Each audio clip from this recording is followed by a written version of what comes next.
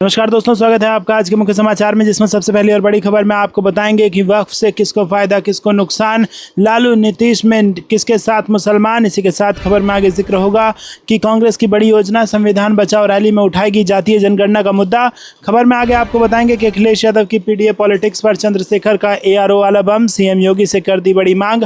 आगे जिक्र होगा कि प्रियंका गांधी वायनाड के 2 दिवसीय दौरे पर रहेंगी, कई कार्यक्रमों में होंगी शामिल। और इसी के साथ आगे आपको बताएंगे कि तिरंगा पगड़ी पहन असदुद्दीन ओवैसी ने कह दी लाखों लोगों के मन की बात, चंपारण की धरती पर चुनावी शंखनाद। दोस्तों, हर एक खबर की गहराई में आपको ले जाएंगे, लेकिन उससे पहले आपसे निवेदन की वीडियो कीजिए लाइक और चैनल को सब्सक्राइब करके बेल आइकन दबाकर कमेंट में लिखिए जय हिंद। रुक करते हैं सबसे पहली और बड़ी खबर की तरफ। वक्फ से किसको फायदा किसको नुकसान, लालू नीतीश में किसके साथ मुसलमान। जी हाँ दोस्तों, आपको बता दें कि जब से वक्फ संशोधन बिल दोनों सदनों से पास हुआ है और कानून बना, तब से इसको लेकर अल्पसंख्यक समाज और मुस्लिम नेताओं में उबाल है।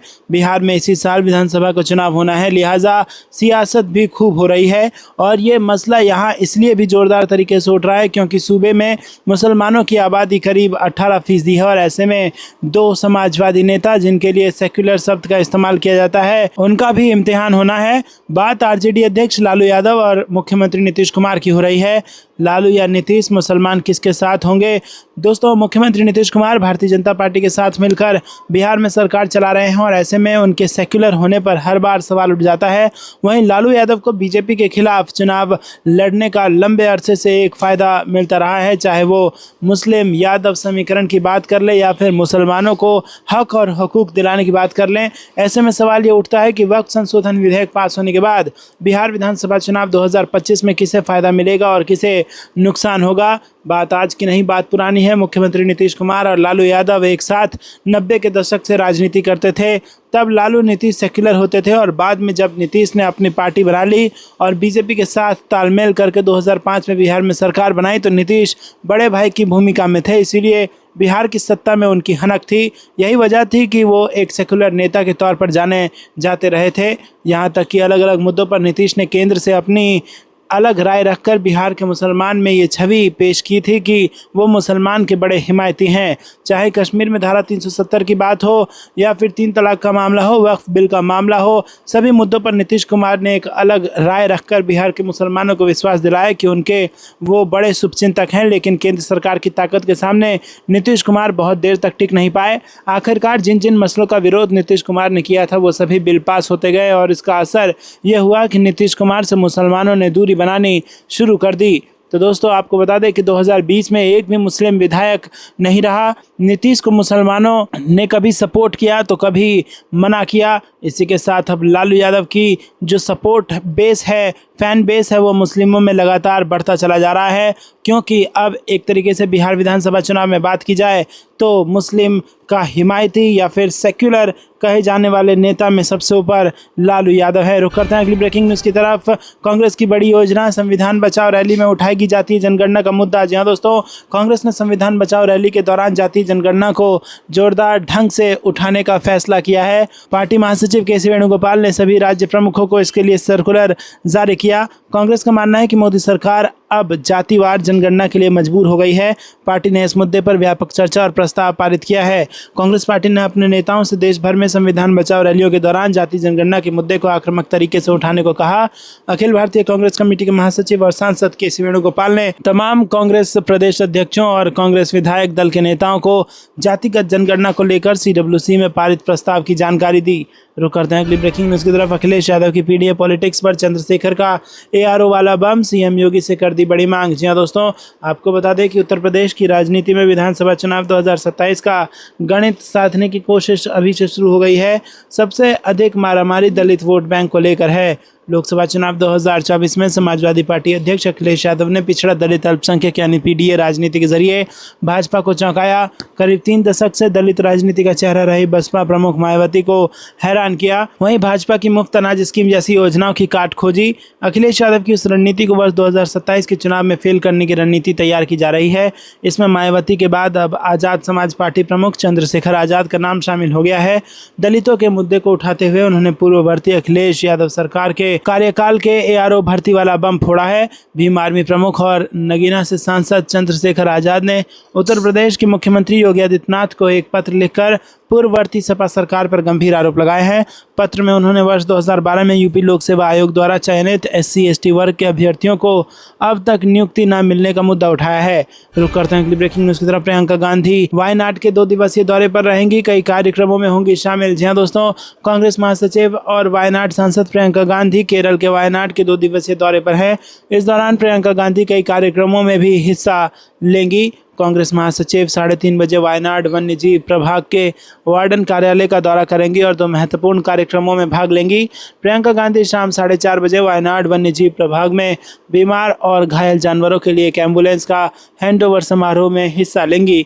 रुक करते हैं अगली ब्रेकिंग न्यूज़ की तरफ। तिरंगा पगड़ी पहने असदुद्दीन ओवैसी ने कह दी लाखों लोगों के मन की बात, चंपारण की धरती पर चुनावी शंखनाद। जी हां दोस्तों, बिहार विधानसभा चुनाव को लेकर ओवैसी की नज़र सीमांचल के साथ साथ चंपारण पर भी है। अपनी रणनीति के तहत एनडीए के गढ़ माने जाने वाले चंपारण के मुस्लिम बहुल विधानसभा ढाका में जनसभा को संबोधित उन्होंने किया। ओवैसी ने यहां पहलगाम हमले को लेकर प्रधानमंत्री नरेंद्र मोदी से बड़ी कार्रवाई करने की मांग की। ओवैसी ने पहलगाम हमले में मारे गए लोगों को शहीद का दर्जा देने की मांग की। AIMIM प्रमुख ने कहा कि पाकिस्तान सुधरने वाला नहीं है, क्योंकि पाकिस्तान बार बार भारत पर हमला करता है। इसलिए वक्त आ गया है कि कड़े फैसले लिए जाएं और हम केंद्र सरकार के फैसले के साथ हैं। उन्होंने पहलगाम हमले में मारे गए 26 लोगों को शहीद का दर्जा देने की मांग उठाई। ओवैसी ने कहा कि सभी लोग जिनकी हत्या हुई है उनको शहीद का दर्जा दिया जाए। ओवैसी ने पाकिस्तान के साथ व्यापारिक संबंध को भी खत्म करने के फैसले का समर्थन किया और कहा कि पाकिस्तान से आर्थिक रिश्ता भी तोड़ा गया है, ये ठीक है। ओवैसी ने कहा कि हमें उम्मीद है कि प्रधानमंत्री नरेंद्र मोदी आतंकवाद के खिलाफ और बड़े फैसले लेंगे। रुक करते हैं अगली ब्रेकिंग न्यूज़ की तरफ। देवी बसों में करोड़ों का घोटाला, सौरभ भारद्वाज का दिल्ली सरकार पर बड़े उल्लंघन का आरोप। जी हां दोस्तों, दिल्ली की राजनीति में देवी बसों को लेकर विवाद उभरा है। आप नेता सौरभ भारद्वाज ने आरोप लगाया है कि इन बसों के संचालक में करोड़ों का भ्रष्टाचार हुआ है और उन्होंने कहा कि भाजपा सरकार ने बसों को दोबारा उद्घाटन कर आम आदमी पार्टी सरकार के काम का श्रेय चुराने की कोशिश की है। दिल्ली की राजनीति में देवी नाम से चलाई जा रही मोहल्ला बसों को लेकर विवाद खड़ा हो गया है। विपक्ष आम आदमी पार्टी ने आरोप लगाया कि इन बसों के संचालन में करोड़ों रुपए का भ्रष्टाचार हुआ है और इसकी जांच CBI से कराई जानी चाहिए। दिल्ली प्रदेश अध्यक्ष सौरभ भारद्वाज ने दावा किया कि ये बसें अक्टूबर 2024 में ही दिल्ली आ गई थी और तब आम आदमी पार्टी सरकार ने इसका उद्घाटन और ट्रायल शुरू कर दिया था, लेकिन मेक इन इंडिया की शर्तों का पालन न होने के कारण इन्हें सड़कों पर नहीं उतारा गया था। अब भाजपा सरकार ने वही बसें दोबारा लॉन्च कर आम आदमी पार्टी सरकार के काम का क्रेडिट चुराने की कोशिश की है। रुक करते हैं अगली ब्रेकिंग न्यूज़ की तरफ। सोने में आई गिरावट, रिकॉर्ड हाई 6,658 रुपये सस्ता हुआ गोल्ड। जी हां दोस्तों, सोने की कीमतों में एक बार फिर भारी गिरावट देखने को मिल रही है। कुछ ही समय पहले सोना अपने सर्वकालिक उच्च स्तरीय यानी रिकॉर्ड हाई पर था, लेकिन अब वही सोना करीब 6,658 रुपये प्रति 10 ग्राम सस्ता हो गया है। आखिर ऐसा क्यों हो रहा है? दोस्तों, आपको बता दें कि अमेरिका चीन में व्यापार तनाव कम होने की उम्मीद दुनिया के 2 सबसे बड़े देश अमेरिका और चीन के बीच लंबे समय से जो चला आ रहा व्यापार युद्ध है वह अब खत्म होने की उम्मीद बढ़ गई है। रिपोर्ट्स की माने तो दोनों देश एक व्यापार समझौते के काफ़ी करीब हैं और यदि ऐसा होता है तो इससे वैश्विक स्थिरता जो है वो बढ़ेगी और डॉलर मजबूत होगा। डॉलर के मजबूत होते ही सोने की मांग थोड़ी घट जाती है और यही कारण है कि सोने की कीमतों में गिरावट देखने को मिल रहा है। रुक करते हैं अगली ब्रेकिंग न्यूज़ की तरफ। कांग्रेस ने मोदी सरकार पर डाला जातिगत जनगणना का दबाव, जल्द लागू करने की अपील। जी हां दोस्तों, कांग्रेस ने अपनी प्रदेश इकाइयों को निर्देश दिया है कि जातिगत जनगणना जल्द कराने, निजी शिक्षण संस्थाओं में आरक्षण लागू करने, सामाजिक न्याय के प्रति पार्टी एवं राहुल गांधी के प्रयासों समेत कार्य समिति द्वारा की गई सभी मांगों को संविधान बचाओ रैली में पुरजोर ढंग से उजागर करें। और अहमदाबाद अधिवेशन में लिए गए फैसले के तहत कांग्रेस इन दिनों स्थानीय स्तर पर संविधान बचाओ रैली का आयोजन कर रही है। कांग्रेस कार्य समिति की शुक्रवार को हुई बैठक में जातिगत जनगणना को लेकर पारित प्रस्ताव में कुछ मांगे की गई थी। कार्य समिति ने कहा था कि संविधान के अनुच्छेद 15(5) को तत्काल लागू किया जाए ताकि ओबीसी, दलित और आदिवासी समुदायों को निजी शैक्षणिक संस्थाओं में आरक्षण मिल सके। दोस्तों, रुक करते हैं अगली ब्रेकिंग न्यूज़ की तरफ। नीट परीक्षा से पहले एसओजी का बड़ा एक्शन, डिकॉय ऑपरेशन में पकड़ा ठग गिरोह, 3 हिरासत में लिए। जी हां दोस्तों, स्पेशल ऑपरेशन ग्रुप ने 4 मई को आयोजित होने वाली नीट परीक्षा का पेपर उपलब्ध करवाने का झांसा देकर 40 लाख रुपए की मांग करने वाले गिरोह का खुलासा किया है। पुलिस ने इस मामले में 3 आरोपियों को हिरासत में लिया है। जो परीक्षा में सफलता दिलाने का फर्जी वादा कर अभ्यर्थियों से ठगी करने की फिराक में थे। इधर एसओजी ने हेल्पलाइन नंबर जारी कर अफवाह फैलाने वालों से सावधान रहने की अपील करते हुए कहा कि वो अभ्यर्थी ठगों के झांसे में नहीं आए। दोस्तों, आपको ये कुछ लगता है कमेंट में जरूर बताइए। वीडियो को लाइक नहीं किया तो लाइक जरूर कीजिएगा। रुक करते हैं अगली ब्रेकिंग न्यूज़ की तरफ। बिहार में नई सरकार बनाई है, लंपट का इलाज होगा, अति पिछड़ा। रैली में तेजस्वी यादव गरजे। जी हां दोस्तों, बिहार के पूर्व डिप्टी सीएम एवं राष्ट्रीय जनता दल के नेता तेजस्वी यादव ने आगामी विधानसभा चुनाव में लोगों से महागठबंधन सरकार बनाने की अपील की। पटना में अति पिछड़ा जगाओ रैली को संबोधित करते हुए उन्होंने शनिवार को कहा कि हमें एक मौका दीजिए, लंपट का इलाज होगा, अपराध और भ्रष्टाचार करने वाला जेल जाएगा। मुख्यमंत्री नीतीश कुमार के नेतृत्व वाली एनडीए सरकार पर आरोप लगाते हुए उन्होंने कहा कि बिहार में भ्रष्टाचार चरम पर है। उन्होंने भारतीय जनता पार्टी पर नीतीश को हाईजैक करने का आरोप भी लगाया। आरजेडी की ओर से पटना के मिलर हाई स्कूल मैदान में शनिवार को अति पिछड़ा जगाओ रैली का आयोजन किया गया। रैली को संबोधित करते हुए तेजस्वी यादव एनडीए सरकार पर जमकर बरसे। उन्होंने कहा कि मौजूदा सरकार को बदलने का समय आ गया है और उन्होंने दावा किया कि बिहार में अब नई सरकार बनेगी जो तेजी से अति पिछड़ों को मान सम्मान देगी। उन्होंने ये भी कहा कि सबसे अधिक गरीबी और बेरोजगारी पलायन अति पिछड़ा समाज में है। रुक करते हैं अगली ब्रेकिंग न्यूज़ की तरफ। जनगणना को लेकर संजय सिंह ने भाजपा पर बोला तीखा हमला। जी हाँ दोस्तों, आपको बता दें कि यहाँ पर आम आदमी पार्टी के राज्यसभा सदस्य संजय सिंह ने भाजपा पर जातिगत जनगणना को लेकर तीखा हमला बोला और कहा कि भाजपा ने पहले इसका विरोध किया लेकिन अब बिहार चुनाव से पहले इसे समर्थन देना केवल एक राजनीतिक जुमला है। उन्होंने आरोप लगाया कि भाजपा ये कदम पहलगाम की घटना से जनता का ध्यान भटकाने और चुनावी लाभ लेने के लिए उठा रही है। दोस्तों, पत्रकारपुरम स्थित पार्टी के कार्यालय में शुक्रवार को पत्रकारों से वार्ता में उन्होंने कहा कि भाजपा के कई वरिष्ठ नेता जातिगत जनगणना के खिलाफ बयान दे चुके हैं। सवाल उठाया कि यदि सरकार वास्तव में गंभीर है तो जातिगत जनगणना के लिए बजट क्यों नहीं आवंटित किया गया और इसकी कोई स्पष्ट टाइमलाइन क्यों नहीं दी गई है और आरक्षण पर रोड मैप को स्पष्ट क्यों नहीं किया गया। उन्होंने कहा कि केंद्र सरकार में ओबीसी एससी एसटी की भागीदारी बेहद कम है और सरकार नौकरियां खत्म कर रही है। साथ ही बताया कि प्रयागराज में 3-4 मई को आप पार्टी का संकल्प शिविर आयोजित किया जाएगा जिसमें उत्तर प्रदेश की राजनीति पर चर्चा होगी। दोस्तों, रुक करते हैं अगली ब्रेकिंग न्यूज़ की तरफ जहां पर अखिलेश यादव का बड़ा बयान। बोले 2027 में पीडीए भाजपा को हवा में उड़ा देगी। जी हां दोस्तों, आपको बता दें कि उत्तर प्रदेश की योगी सरकार पर पिछड़े दलित अल्पसंख्यकों के साथ भेदभाव का आरोप लगाते हुए समाजवादी पार्टी अध्यक्ष अखिलेश यादव ने दावा किया कि 2027 के विधानसभा चुनाव में पीडीए भाजपा को हवा में उड़ा देगा और सपा गठबंधन की सरकार अस्तित्व में आएगी। श्री यादव ने शुक्रवार को यहां पार्टी दफ्तर में आयोजित संवाददाता सम्मेलन में कहा कि पिछड़े दलित अल्पसंख्यकों के साथ हर स्तर पर भेदभाव हो रहा है। सत्ता में बैठे लोग पीड़ितों को अपमानित कर रहे हैं और गरीबों को सरकारी योजनाओं का कोई लाभ नहीं मिल रहा है। उन्होंने कहा कि मैं प्रदेश की जनता को भरोसा दिलाता हूं कि समाजवादी सरकार में जिस तरह से फ़ोन करने पर एम्बुलेंस और पुलिस आती थी उसी तरह से 2027 में समाजवादी पार्टी बनने पर ऐसा व्यवस्था करूंगा कि अधिकारी जनता के पास सुनवाई करेगा और न्याय दिलाने का काम करेगा। उन्होंने कहा कि समाजवादी पार्टी और इंडिया गठबंधन ने जब से भाजपा की सांप्रदायिक राजनीति का अंत किया है तब से भाजपा घबराई हुई है और भाजपा अपने कट्टर समर्थकों का समर्थन बनाए रखने के लिए नफरत की राजनीति कर रही है। उसी के तहत भाजपा सरकार मदरसों के खिलाफ कार्रवाई कर रही है और वक्फ संशोधन कानून लाई।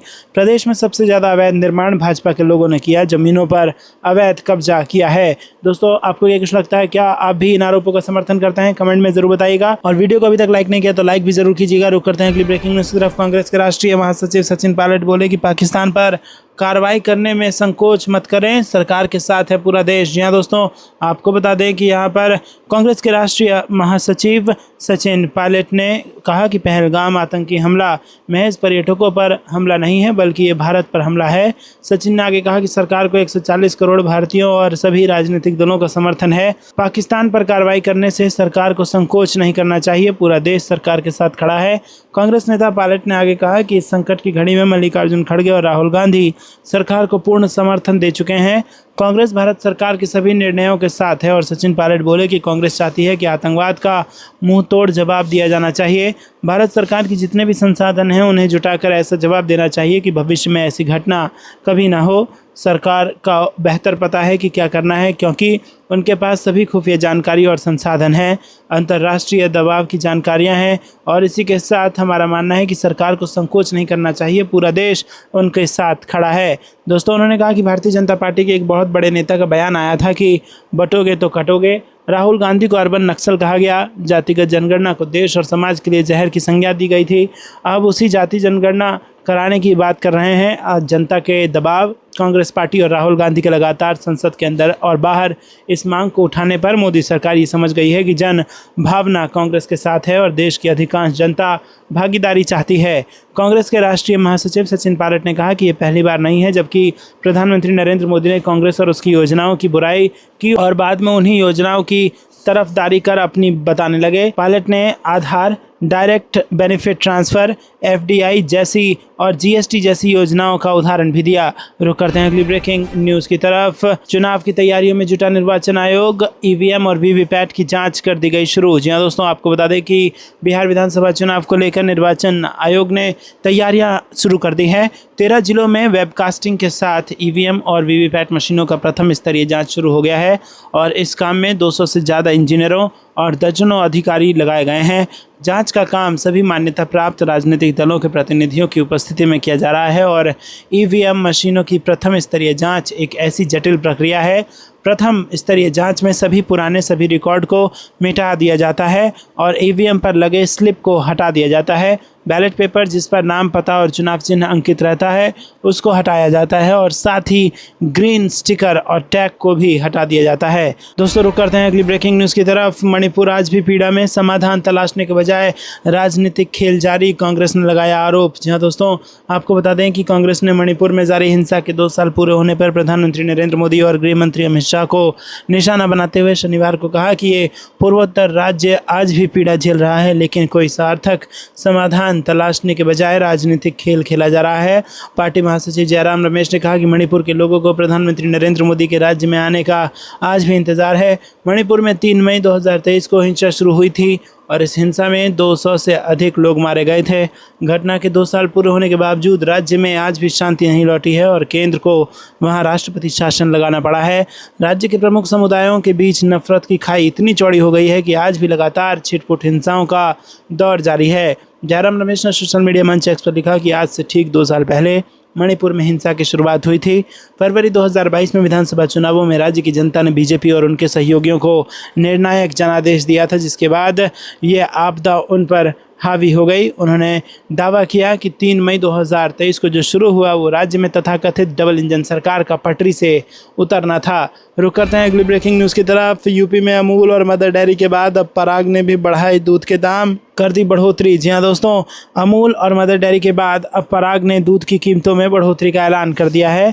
कुछ दिन पहले ही देश के दोनों प्रमुख दुग्ध विक्रेता कंपनियों ने दूध की कीमतों में बढ़ोतरी की घोषणा की थी। इसके बाद शनिवार को पराग ने भी दूध के दाम बढ़ा दिए। बता दें कि पराग उत्तर प्रदेश की प्रमुख दुग्ध आपूर्ति संस्था है जिसका संचालन लखनऊ से होता है। पराग के दूध की नई कीमतें शनिवार से ही लागू हो गई हैं।